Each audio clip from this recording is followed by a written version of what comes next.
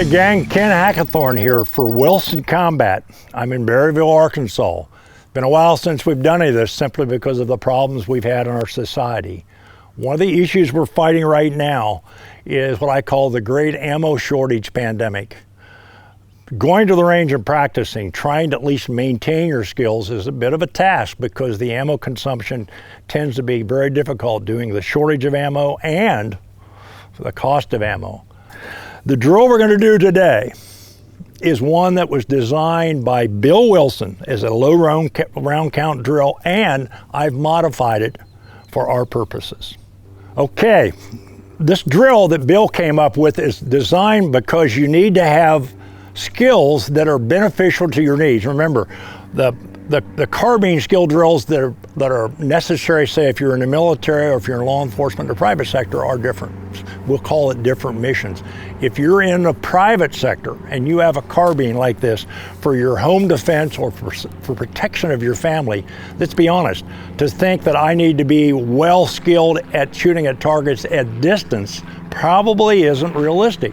If you look at the ranges you're most likely going to use one of these things at, you're going to, let's be honest, 75 yards and less, realistically, probably 25 yards is a long shot. Look at the distance of, say, when you step out your door. What's the typical long shot you might have to take if you are under attack or your life is threatened? What's the distance from your back door to the end of your backyard?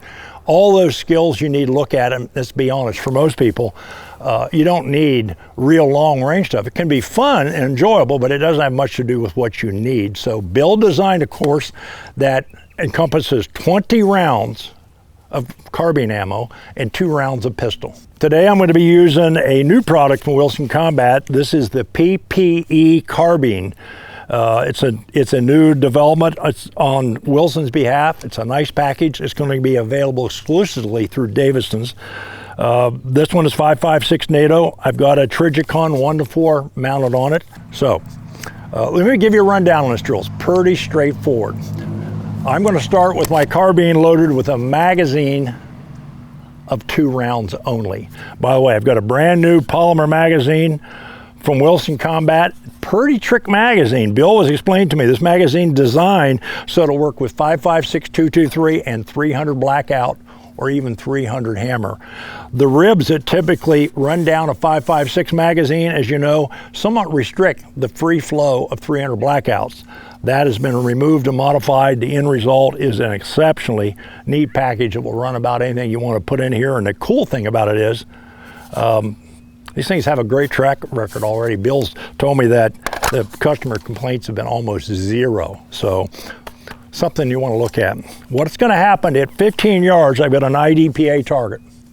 I'm going to start with the gun at low ready, safety on, finger on the trigger guard. On the signal, I'm going to come up and fire 2 rounds to the chest. The gun will go to bolt lock. I'm going to immediately dump the old magazine, fresh magazine, the gun of 2 rounds also. Fire 2 more rounds, the gun will go to bolt lock. When that happens, I'm going to transition from my carbine to my pistol and fire 2 more rounds in the chest. This is 6 rounds total, 4 carbine, 2 pistol, 15 yards. You should be able to do this in 15 seconds or less. Initially, you may go over, but your desire is to get your skill level to the point where you can easily do it in 15 seconds. Minor point. Some people like to carry their spare magazine like they do their pistol magazine, where the bullet's to the front and they have to pull it out and insert it in the gun like so. Other people, and myself included, I like to grab the magazine, we call it the beer can grip, like an AK mag, and simply put it right in the gun. You figure out which works best for you. I'm going to use my spare magazine in my hip pocket, and you'll say, well, it should be in a pouch. You know what? Most people, when they grab the rifle, if you're lucky and you have time and you grab a spare magazine, you're probably not going to have a pouch on your belt. So you're probably best place, hip pocket works real well. Couple things. Remember, in the transition stroke, if you have a sling on your rifle, and if you keep a gun for home defense, a sling may or may not be a good idea. Slings tend to get snagged on things indoors unless you're wearing them. I like the idea of a sling. As soon as I grab the rifle, the sling goes on. You'll notice as a right-handed shooter, I put the sling around my right shoulder and neck area. So, because when I do the transition stroke, I want the gun out of the way so I can get my pistol into action. And if I have the gun slung on the opposite side, say I do something like this, when I do it, I drop the gun, guess what? It's in the way of me drawing the pistol. So using this technique like this, if you're a right-hander, you want the sling under your left armpit. You kind of want your sling adjusted to the point when I do the transition, I don't want it to come down and whack me in the knees. So you don't want it too long and you don't want it too short. You kind of find a place I like to do is where I can get a little standoff from my shoulder. That's kind of my normal adjustment point. So 2 shots, reload 2 shots, draw my pistol 2 shots, 15 yards. Let's give this a try, 15 seconds. Okay, gang, here we go. String 1, 2, reload 2, transition to the pistol 2. All right, here we go.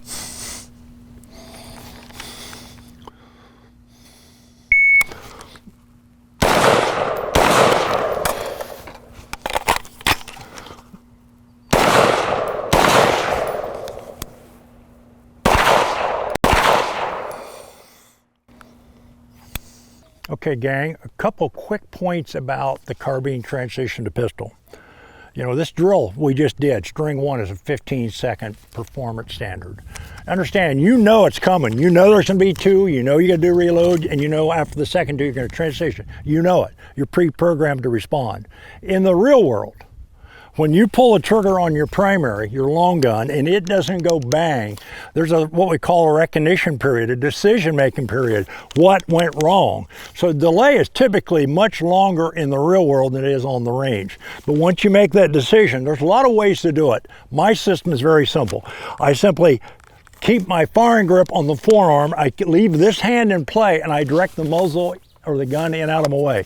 A lot of guys like to flip it to get the magazine out of the way. I pull it off to the side, so technically as the gun's going out of the way, this hand is going to my pistol and it comes right back up on target, the carbine's out of the way.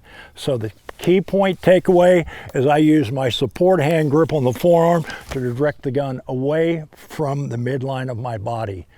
Try that, I think you'll find it works pretty good. If it doesn't, well, there's a lot of other systems, but my theory is keep it simple.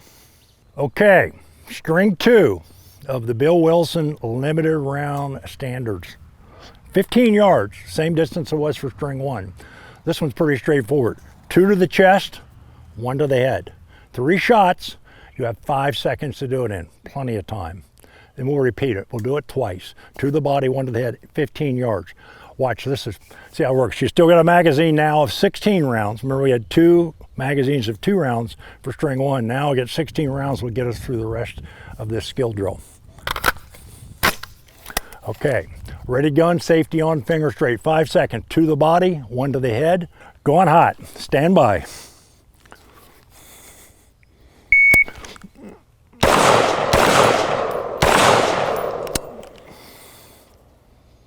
All right, we'll do that again, same drill, stand by.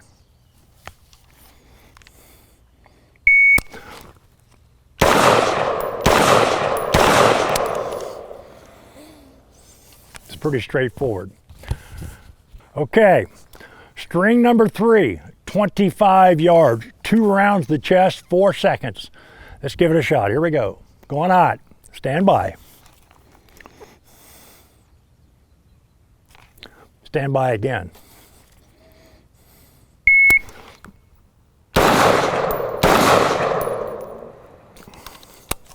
All right, we do that twice. I'm going to repeat it. Here we go. Stand by.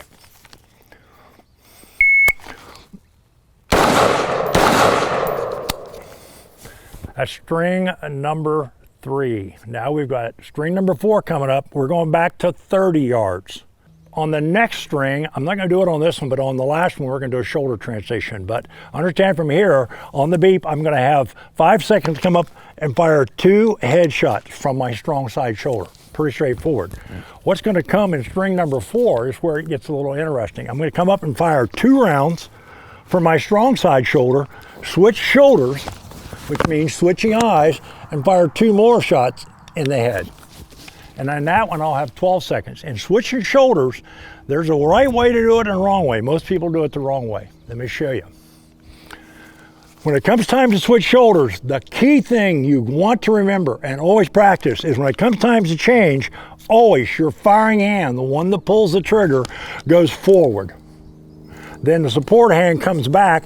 I use a sling where my arm comes out of the sling. I come out by underneath of the sling. And what happens is, so strong hand forward, weak hand comes back, I switch my feet position, and the gun moves my shoulder, and I'm ready to fire. It should be very simple. People say, well, why is this important? In the real world, the odds are you're going to have to shoot around cover from either the right side or left side. It's a 50-50 proposition. You say, well, I don't want to change shoulders. Good, then you step out and make your ass a big target. They'd love to put bullet holes in you. My theory is I want them to have the smallest target available. That's why we should switch shoulders. By the way, now you have to switch eyes, and for a lot of people, that's a problem. If you have to, when you switch eyes, if you have to, close your right eye. That'll force your left eye to become dominant if you have to. If you're doing it right anyway, the right eye's not helping, because if you've got your head out so far, they can see your right eye, they get your whole head to shoot at. Remember, small targets are hard to hit. Now, key takeaway for the last string. From here, firing hand forward, switch shoulders, switch eyes, fire my last 2 shots in the head. Okay, gang, here we go. String 4, 2 rounds to the head, 5 seconds. Here we go. Stand by. Going hot.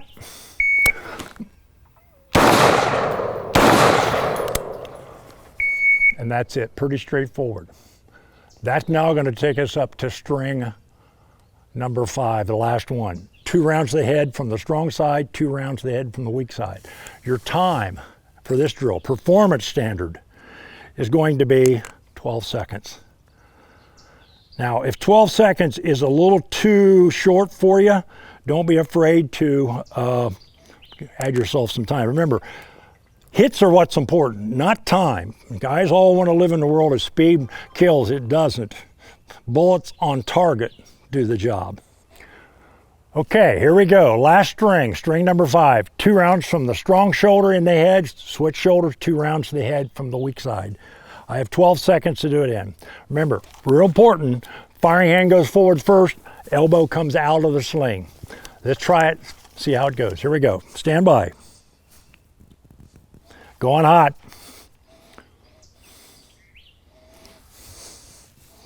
I've got a Democrat timer. Try that again. Going hot.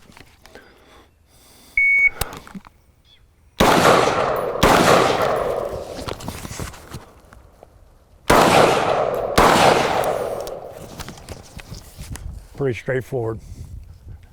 I did it in 7.62. Probably a little quicker than I should have. The target will tell the tale. Let's go take a look and see how I did, and most importantly, see how I scored.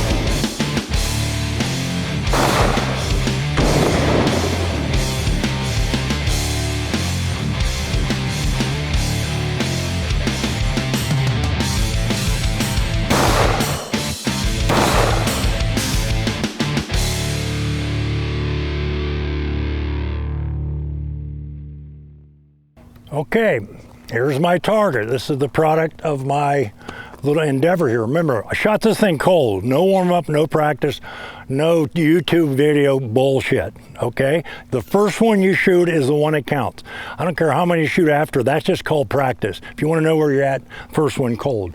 By the way, 210 points possible. 200 points based upon the 5.56 hits, which would be the best since anything in the box or the circle with a 2.23 or a carbine would be 10 points.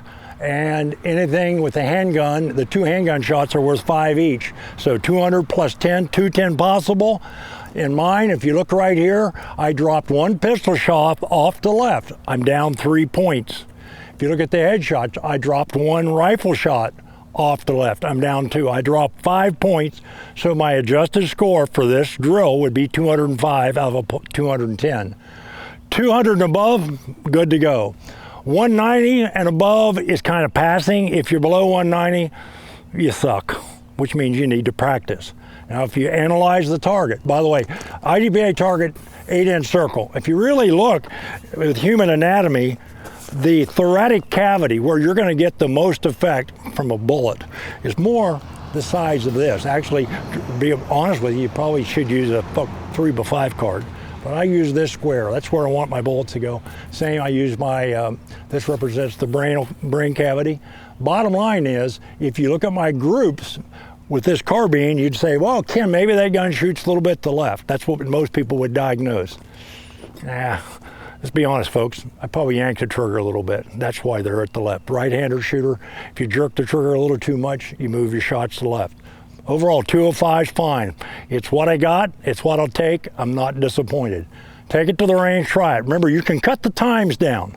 If you're finding you're at lots of time and you're dropping too many points, well, that means you need to use your time. On the other hand, if you're burning it down and you got time left over, start shortening your performance standards. Some people call them par times. I prefer the term performance standards. Figure out what you should be doing that constitutes good for you. Adjust your time accordingly. You can always shorten the times. Or if your range permit it, you can increase the distance. 20 rounds carbine, 2 rounds of pistol, won't break the bank. Take it to the range, try it. See you the next time.